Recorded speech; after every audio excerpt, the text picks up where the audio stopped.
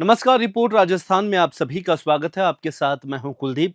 Bulletin की शुरुआत करते हैं बड़ी खबरों के साथ। उदयपुर के चर्चित कन्हैयालाल हत्याकांड पर बनी उदयपुर फाइल्स फिल्म के रिलीज पर सुप्रीम कोर्ट ने अभी दखल देने से इनकार कर दिया है। आज हुई सुनवाई में फिल्म के निर्माताओं को फिलहाल राहत नहीं मिली है।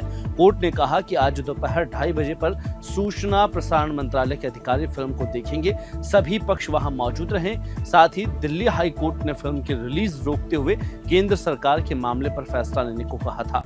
इसके खिलाफ निर्माता सुप्रीम कोर्ट पहुंचे हैं। इसके अलावा कन्हैयालाल हत्याकांड के एक आरोपी जावेद ने भी याचिका दायर कर फिल्म की रिलीज रोकने की मांग की है। सुप्रीम कोर्ट ने सूचना प्रसारण मंत्रालय की कमेटी में जल्द फैसला लेने को कहा है। सुप्रीम कोर्ट सोमवार यानी 21 जुलाई को मामले पर सुनवाई वापस करेगा। निर्माता के वकील ने निर्माता, निर्देशक और दिव्यंगत कन्हैयालाल के बेटे को मिल रही हत्या की धमकियों का भी हवाला दिया। कोर्ट ने कहा कि सभी लोग अपने क्षेत्र की पुलिस को सुरक्षा का आवेदन दें। पुलिस स्थिति के मुताबिक निर्णय लेगी। तक रिलीज हो सकती है, इस पर कोर्ट का कोई भी इंडिकेशन नहीं है। कोर्ट ने यही कहा कि जो हाई कोर्ट में जो इस केस में रिस्पोंडेंट हैं और उस हाई कोर्ट में जो पिटिशनर्स गए थे, मिस्टर अरशद मदनी और जावेद जो इसमें को अक्यूज्ड हैं, उनको हाई कोर्ट ने एक प्रिविलेज दिया था कि स्क्रीनिंग इसकी नहीं होगी, स्टे हो जाएगा और आप सेक्शन 6A सेंसरशिप एक्ट में जो प्रोविजन है गवर्नमेंट ऑफ इंडिया को अपील करने का, अगर आपको कोई शिकायत है आप उसमें जाइए। तो वो गए, उन्होंने उस डायरेक्शन को फुलफिल किया और आज 2:30 बजे जो एक कमेटी का गठन हुआ था इस मूवी को एक बार देख के तय करने के लिए कि ये ठीक है या इसमें और कट्स होने चाहिए, उसकी व्यूइंग, उसकी मीटिंग आज 2:30 बजे है।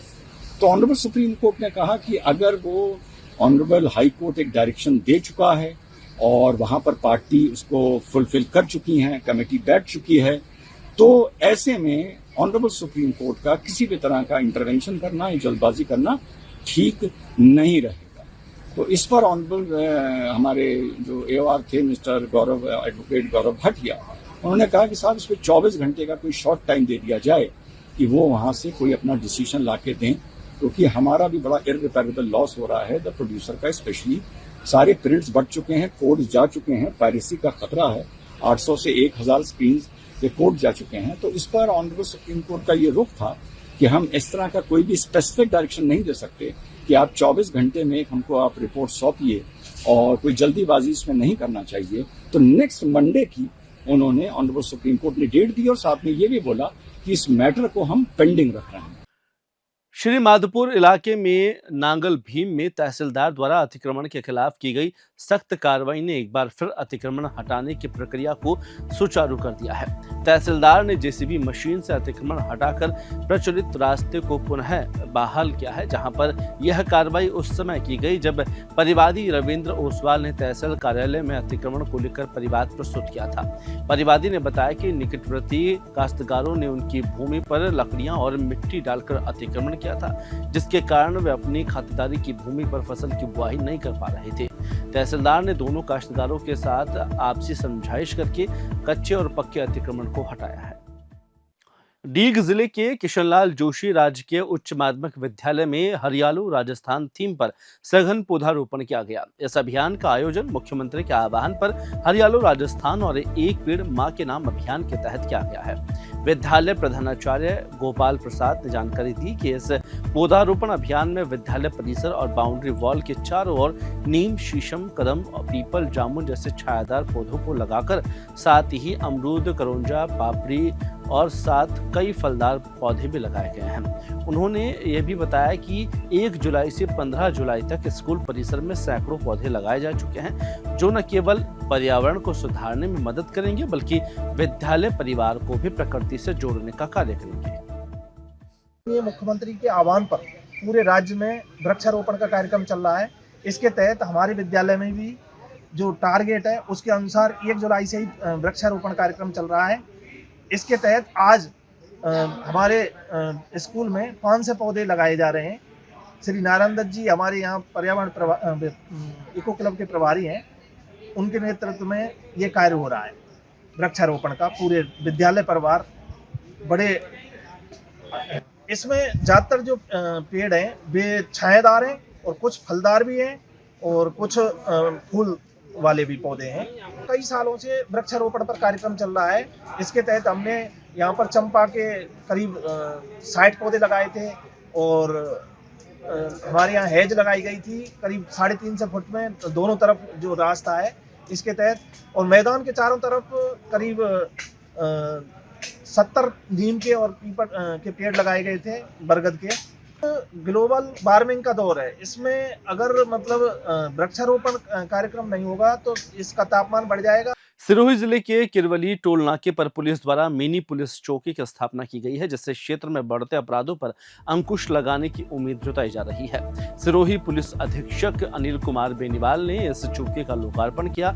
इस मौके पर उन्होंने कहा कि इस चौकी के स्थापित होने से क्षेत्र में मारपीट, लूट, चोरी और अन्य आपराधिक वारदातों पर नियंत्रण लगा जा सकेगा। साथ ही लोकार्पण समारोह में पिंडवाड़ा आबू विधायक समाराम गरासिया और सरपंच जनप्रतिनिधि कई गणमान्य लोग मौजूद रहे। इस मिनी पुलिस चौकी के जरिए अपराधों पर रोक लगाने और नागरिकों की सुरक्षा को प्राथमिकता दी जाएगी, जिससे क्षेत्र के लोग और यात्री सुरक्षित महसूस कर सकेंगे। पाली जिला कलेक्टर के निर्देश पर पुनायता रोड स्थित महावीर निर्माण सहकार समिति क्षेत्र के आनंद नगर में जलभराव की समस्या को देखते हुए नगर निगम की टीम ने अवरुद्ध नालों की सफाई का कार्य शुरू किया। इस दौरान भगत सिंह कॉलोनी निवासी शंकर पटेल ने जेसीबी मशीन और निगम कर्मियों पर पथराव कर दिया। पथराव की वजह से जेसीबी मशीन के शीशे टूट गए। घटना की सूचना मिलने पर नगर निगम निरीक्षक ने तत्काल पुलिस को जानकारी दी। सूचना पर मौके पर पहुंची पुलिस ने आरोपी शंकर पटेल को गिरफ्तार कर लिया है। नगर निगम टीम की ओर से प्लाट मालिक के खिलाफ रिपोर्ट भी दर्ज कराई गई है। मैं बादल सिंह मेटिया, कार्यवाही निरीक्षक नगर निगम पाली। कलेक्टर साहब को महावीर गृह निर्माण बी पार्ट से कुछ व्यक्तियों द्वारा शिकायत दी गई, नाले मतलब पानी की निकासी के थी। वहाँ मैं मेरी टीम सहित वहाँ पहुँचा, जेसीबी लेके पहुँचा मौके पर, जिसपे हमने मतलब उस नाले को खोलने की प्रयास किया गया और हमने उस नाले को खोला जो पानी बी पार्ट के अंदर भरा हुआ था महावीर गृह निर्माण। तो वहाँ शंकर नाम का व्यक्ति आया और आते उसने आन फान आते ही उसने हमारी जेसीबी पे पत्थर चलाए और हमारे 400-500 कांच उसके फोड़ दिए, जिस पे हमारे कर्मचारी विष्णु जी जो ड्राइवर साहब थे वो भी बाल बचे, लगी नहीं उनके। उसके बाद में हमने पुलिस को सूचना दी, मौके पर पुलिस आई और शंकर पटेल को गिरफ्तार किया और आगे भी हम राजकारी बाधा में उसके खिलाफ लगा रहे। और गांधी नगर के अंदर उसका जो प्लॉट है वो भी अवैध है, वो भी कब्जा किया हुआ है, तो वो भी हम जांच वगैरह कर रहे हैं। ये कब तक कार्रवाई होगी? ये कार्रवाई आजकल में हम करेंगे। राजस्थान में स्मार्ट मीटर को लेकर सियासत ने नया मूड ले लिया है। पूर्व मंत्री प्रताप सिंह खाचरियावास के विरोध के बाद ऊर्जा मंत्री हीरालाल नागर ने कांग्रेस पर तीखा पलटवार किया। उन्होंने साफ कहा है कि स्मार्ट मीटर की योजना जो गहलोत सरकार की देन है, भाजपा सरकार तो बस उसे आगे बढ़ा रही है। मंत्री नागर ने प्रेस वार्ता में कहा कि कांग्रेस के समय जयपुर, जोधपुर, अजमेर में 5.5 लाख स्मार्ट मीटर लगाए गए। अब वही नेता इसका विरोध कर रहे हैं, जबकि तब उन्होंने कोई सवाल नहीं उठाया। राजनीति में दोहरी बात नहीं चलेगी। ऊर्जा मंत्री के मुताबिक स्मार्ट मीटर से उपभोक्ताओं को समय पर सटीक बिल मिल पाएगा। डिजिटल रिचार्ज, रियल टाइम बिजली खपत और निगरानी के साथ शिकायतों का त्वरित समाधान जैसे फायदे आम लोगों को मिलेंगे। हमारी राजस्थान की भजनलाल जी की सरकार प्रदेश में ऐसे काम जो जनहित के हैं और उन जनहित के कामों को चाहे वो पूर्ववर्ती सरकार के समय शुरू किए गए हों, लेकिन आप सबने सुना होगा कि हमारे देश के प्रधानमंत्री नरेंद्र भाई मोदी ने भी उस समय कहा था चुनाव के समय कि जो भी जनहित की योजनाएं पूर्ववर्ती सरकार की या गहलोत सरकार की चलाई जा रही है, हम उनको बंद नहीं करेंगे। और ये जो स्मार्ट मीटर की योजना है, ये स्मार्ट मीटर की योजना भी पूर्ववर्ती गहलोत समय ही शुरू की गई योजना है, जिसको हम आगे बढ़ाने का काम कर रहे हैं और ये जनहित में है। मैं सभी यहाँ उपस्थित मेरे मीडिया बंधुओं को, पत्रकार भाइयों को बताना चाहूँगा कि पूर्ववर्ती गहलोत सरकार के समय राजस्थान डिस्कॉम के द्वारा प्रदेश में लगभग 5,50,000 से अधिक स्मार्ट मीटर स्थापित किए गए थे और तब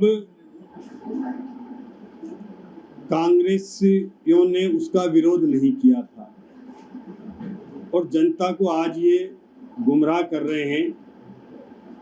ये राजनीति में मैं आपके माध्यम से कहना चाहूँगा कि चाहे हम जिस भी दल के हों, पक्ष में रहें विपक्ष में रहें, लेकिन दो मुही बात नहीं होनी चाहिए। इस तरह की राजनीति जो जनहित में है उस पर राजनीति नहीं होना चाहिए। स्मार्ट मीटर लगाने का विरोध कर रहे कांग्रेस भाइयों से मैं पूछना चाहता हूं कि अपनी सरकार के समय विरोध क्यों नहीं किया। यही प्रताप सिंह जी खाचरियावास जो उस समय कैबिनेट गहलोत जी की कैबिनेट में मंत्री थे, क्यों उस समय उन्होंने उनके मुख्यमंत्री जी को फैसले को विरोध नहीं किया। आज वो इसके विरोध कर रहे हैं और इसको जनहित में जन विरोधी बता रहे हैं। माननीय श्री अशोक गहलोत जी ही कहते हैं कि सरकार की जन कल्याणकारी योजनाओं की क्रियान्विति में राजनीति आड़े नहीं आनी चाहिए और हम उनकी सरकार के द्वारा प्रारंभ की गई इस स्मार्ट मीटर की योजना को ही आगे बढ़ाने का काम कर रहे हैं। रूपवास कस्बे के मेला मैदान में स्थित पंचायत समिति सभागार में साधारण सभा की बैठक का आयोजन किया गया। इस बैठक में क्षेत्रीय सांसद संजना जाटव मुख्य अतिथि के रूप में शामिल हुई, जबकि बैठक की अध्यक्षता पंचायत समिति प्रधान नीतू नवल किशोर गुर्जर ने की और बैठक में विशिष्ट अतिथि के रूप में क्षेत्रीय विधायक डॉक्टर ऋतु बनावत और एसडीएम विष्णु बंसल की उपस्थिति रही। इस दौरान बैठक में उपस्थित सदस्यों ने क्षेत्र में विकास के कई महत्वपूर्ण मुद्दे उठाए, जिसमें बिजली, पानी, सड़क और चिकित्सा सेवाओं की स्थिति पर चर्चा की गई। सदस्यों ने गंभीरी नदी में आने वाले पानी की रोकथाम के लिए समुचित व्यवस्था कराने की मांग की है। इसके अलावा गर्मी को देखते हुए ग्रामीण क्षेत्रों में रात के समय बिजली की कटौती न करने की अपील की गई है। बताएं मैडम। आज यहाँ रूपवास में जन सुनवाई के दौरान मैं यहाँ पे आई। आम जनों की जो मेन समस्या थी बिजली की, पानी की और कृषि विभाग की भी बहुत सारी समस्याएं थी, पशु की भी, मतलब चिकित्सा की भी, तो बहुत सारी समस्याएं थी। मैंने समाधान के जरिए पे हमारे एसडीएम साहब को कहा, अधिकारियों को निर्देश दिए और ऊपर भी यहाँ की भी कोई और भी समस्या थी तो मैंने कलेक्टर साहब को भी अवगत कराने के लिए मैं पर्सनल में खुद मिलने जाऊँगी, उनसे व्यक्तिगत बात करके आऊँगी। डूंगरपुर के 84 थाना क्षेत्र के नागरिया पंचेला गांव में सांप के डसने से 2 सगी मासूम बहनों की मौत हो गई। दोनों बहनें खेतों में काम कर रहे माता पिता के लिए पीने का पानी लेकर जा रही थी। दोनों को सिमलवाड़ा अस्पताल ले जाया गया, लेकिन रास्ते में दम तोड़ दिया। 84 थाना क्षेत्र के करवाड़ा चौकी प्रभारी खुशहाल सिंह ने बताया कि गांव में कालूलाल कटारा ने रिपोर्ट दर्ज कराई है। इसमें बताया कि वह उसकी पत्नी खेतों में काम कर रहे थे। उसकी 3 बेटियां और 2 बेटे घर पर थे। 2 बेटियां पानी लेकर खेत में जा रही थी। रास्ते में जहरीले सांप के काटने से उन्होंने दम तोड़ दिया। आज दिनांक 15/7/2025 को कालूराम पिता और जी मेणा निवासी नागरिया पंचला ने एक रिपोर्ट दी कि मैं और मेरी पत्नी दोनों खेतों में काम कर रहे थे। उसी दौरान मेरी 2 बच्चियां मुन्ना उम्र 7 वर्ष एवं रेखा उम्र 6 साल दोनों खेतों की तरफ आ रही थी, जिन्हें सांप ने डस लिया। उसके बाद उसे CHC सिमड़ा लेके आए, जहां पर दौरान इलाज उनकी मृत्यु हो गई है। लाश को मोर्चरी सिमड़ा में रखा गया है, जिनका PM कराया जा रहा है और मामले की जांच शुरू की है। राजस्थान में मानसून की बारिश अब परेशानी बढ़ाने लगी है। कई जिलों में सड़कें टूट गई है, नदी नाले उफान पर है। सुजानगढ़ में तेज बारिश के कारण चापटिया तलाई ओवरफ्लो हो गई, जिससे भुजलाई बास में स्थित चापटिया शमशान घाट पर जल भराव हो गया। इस दौरान लोगों को शव यात्रा निकालने में परेशानी का सामना करना पड़ रहा था। जब इसकी जानकारी भाजपा नेता कमल दाधीच को मिली तो उन्होंने मात्र 2 घंटे में अस्थायी पुल बनवा दिया, जिससे शमशान यात्रा आराम से हुई, जहां पर शव यात्रा में करीब 200 लोग शामिल हुए। करीब 125 फीट लंबे इस पुल के कंस्ट्रक्शन के लिए काम में आने वाले सामान से इसे बनाया गया। चित्तौड़गढ़ की नगर परिषद की ओर से घोर लापरवाही के कारण सांस्कृतिक धरोहरों का संरक्षण सवालों के घेरे में आ गया है। लाखों रुपए के खर्च पर बनाई गई मीरा की डोली की मूर्तियां अब टूट फूट और बदहाली का शिकार हो चुकी है। मूर्तियों के आसपास फैली गंदगी, टूटे हुए कहारों के हाथ और गायब सैनिकों के भाले स्पष्ट रूप से नगर परिषद की नाकामी और लापरवाही को उजागर कर रही है। संरक्षण के नाम पर किए गए प्रयासों का केवल दिखावा किया गया, जबकि असल में यह सांस्कृतिक धरोहर अब खंडहर में तब्दील हो गई है। यह घटना नगर परिषद की गंभीर लापरवाही को दर्शाती है, जो चित्तौड़गढ़ के ऐतिहासिक और सांस्कृतिक महत्व को धूमिल कर रही है। चित्तौड़गढ़ शहर के यातायात व्यवस्था दिनों दिन बिगड़ती जा रही है और इसका मुख्य कारण बन रही है निजी बसों की मनमानी। कलेक्ट्री चौराहा, प्रतापनगर, शहरी सब्जी मंडी जैसे प्रमुख चौराहों पर इन बसों का कब्जा हो गया है, जिससे आम जन की आवाजाही मुश्किल हो गई है। सैकड़ों ऐसी बसें शहर में बिना किसी परमिट और फिटनेस के दौड़ रही है। इसके अलावा स्कूली बसों का भी यात्री बसों के रूट पर गलत इस्तेमाल किया जा रहा है, जिससे दुर्घटनाओं का खतरा बढ़ता जा रहा है। रोडवेज की बसों और निजी बसों के बीच कई बार टकराव हो चुका है, जो शहर की यातायात व्यवस्था को अव्यवस्थित बना रहा है। इन सब के बावजूद परिवहन विभाग को, ट्रैफिक पुलिस को इस पर किसी तरह का ध्यान नहीं है और चुप्पी साधे हुए हैं। जयपुर में बच्चों के अधिकार और विकलांगता पर एक महत्वपूर्ण कार्यक्रम आयोजित किया गया, जिसमें शिक्षा और समाज सेवा से जुड़े कई प्रमुख व्यक्ति उपस्थित रहे। कार्यक्रम में असिस्टेंट प्रोफेसर राज्य विधिक सेवा प्राधिकरण के लीगल एड सचिव और IIHMR की नूतन जैन जैसी प्रमुख हस्तियों ने भाग लिया। इस सेमिनार का मुख्य उद्देश्य बच्चों के अधिकारों, स्कूलों से उनके लिए जरूरी संसाधनों की उपलब्धता और विशेष रूप से विकलांग बच्चों के लिए राजस्थान सरकार की योजनाओं पर चर्चा करना था। कार्यक्रम की एक अहम विशेषता थी कि इसमें करीब 10 से 12 बच्चे भी शामिल हुए, जो अब तक सरकारी योजनाओं से बाहर थे। इन बच्चों को मंच पर आकर उनके अधिकारों और योजनाओं के बारे में जानकारी दी और उन्हें सरकारी योजनाओं से जोड़ने की पहल भी की गई। देखिए, आज जयपुर में ये एक संगोष्ठी हो रही है जो कि राज्य स्तर की संगोष्ठी है, जिसमें सामाजिक संस्था चेतना और NACG वैक एक राष्ट्रीय नेटवर्क है। एक तरह से कन्वर्जेंस मीट हम इसको कह सकते हैं, जिसमें समाजसेवी संस्थाओं के लोग हैं और विभिन्न जिलों से वो यहाँ आए हैं, और साथ ही साथ राज्य स्तर के जो सरकारी विभाग हैं, जैसे कि SCERT जो पूरे राजस्थान में शिक्षा को शेप देता है कि करिकुलम क्या होगा, पढ़ाना कैसे चाहिए, और उस पर बात होती है। साथ ही साथ IIHMR जो कि पूरे राजस्थान में खासकर एक सलाह देता है कि कैसे हेल्थ के ऊपर काम होना चाहिए। साथ ही साथ जो राज्य विधिक सेवाएं हैं उनके सचिव यहाँ मौजूद थे, जिन्होंने बताया कि विधिक सेवाओं से कैसे वो बच्चे जो कि हाशिए पर हैं उनको कंपनसेशन मिल सकता है। तो कुल मिला के अगर मैं कहूँ तो एक बहुत अच्छा समागम है, जहाँ पे संस्थाएं, शिक्षक और राज्य स्तर के और जिला स्तर के सरकारी अधिकारी सब मिल रहे हैं और बात कर रहे हैं कि कहाँ कहाँ गैप रह गए हैं, कौन कौन से अच्छे काम हैं और कहाँ हम मिलकर राजस्थान सरकार की जो स्कीम्स हैं वो बच्चों तक पहुंचा सकते हैं। सर, आपका शुभ नाम? मेरा नाम संजय गुप्ता है, निदेशक सामाजिक संस्था चेतना और चेयरपर्सन NACG वैक इंडिया। मेरा नाम दामिनी है, मैं 13 साल की हूँ। मैं कक्षा 7th में पढ़ती हूँ। मैं राजकीय उच्च माध्यम विद्यालय में पढ़ती हूँ। मैं जैसीपुरा खोर में रहती हूँ और मैं बालकनामा रिपोर्टर हूँ। बालकनामा अखबार जो कि सड़क व कामकाजी बच्चों का अखबार है। उसके लिए लिखती हैं? यस। क्या लिखती हैं उसमें? मैं जगह जगह बस्तियों में जाके, सेंटर पे जाके बढ़ते एकदम मीटिंग लेती हूँ, फिर जो न्यूज़ बच्चों से पूछती हूँ उसको लिखती हूँ। मेरी एक बालकनामा की अलग से कॉपी बना रखी है, मैं उसको अच्छे से लिख के फिर मैम को व्हाट्सअप करती हूँ, मैम उसको आगे पहुँचाती है, वो अखबार छप के आता है। ये अखबार हर महीने छप के आता है। ये पहले 4 पेज का आता था, अभी 8 पेज का आता है और इसकी स्थापना हुई थी सितंबर 2003 में, और ये बच्चों का ये अखबार होता है। तो ये प्रोग्राम है, इसका क्या उद्देश्य है जिसमें आज आपने भाग लिया था, आप समझाएंगे एक बार? आप खुद रिपोर्टर हैं बालकनामा की। यस, इसका उद्देश्य ये था जो बच्चों के अधिकार होते हैं, बच्चों से संबंधित है ना, इसलिए मुझे अच्छा लगा इस प्रोग्राम में भाग लेके, क्योंकि ये बच्चों से संबंधित है।